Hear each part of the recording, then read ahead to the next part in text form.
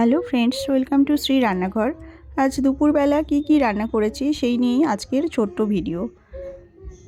প্রথমেই শুরু করি ঠাকুরের প্রসাদ নিয়ে। পাশের বাড়িতে পুজো হয়েছিল, তাই জন্য অন্নভোগ দিয়েছিল, সেটাই কিছুটা দিয়ে গেছে। তো এটা পরে খাবো তাই রেখে দিয়েছি। গোবিন্দভোগ চালের ভাত, 5 রকমের ভাজা, ডাল, পায়েস এগুলো সব দিয়ে গেছে। আর এদিকে আমাদের বাড়িতে রান্না হচ্ছে, মাছ ভাজাটা আমি বসিয়ে দিয়েছি। আর অন্যদিকে হাঁড়িতে ভাত বসিয়ে দিয়েছি, ভাতটা হচ্ছে।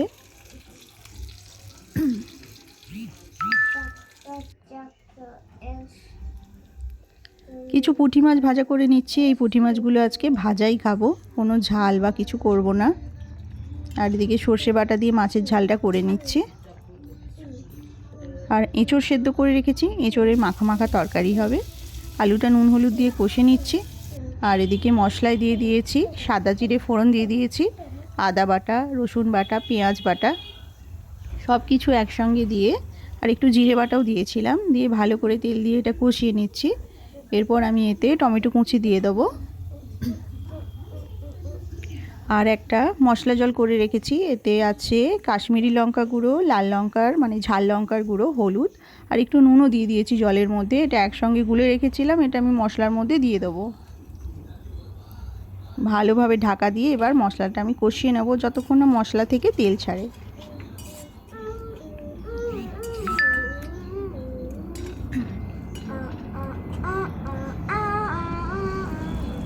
মশলা থেকে তেল ছেড়ে দিয়েছে, এবার আমি এঁচোড়টা এই মশলার মধ্যে দিয়ে ভালোভাবে কষিয়ে নেব।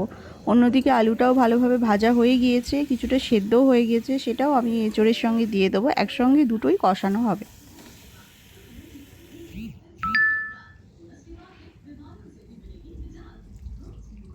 পরিমাণ মতো জল দিয়ে দিলাম। এবার জলের মধ্যে ফুটে এটা ভালোভাবে সেদ্ধ হয়ে গেলে এটা আমি নামিয়ে নেব।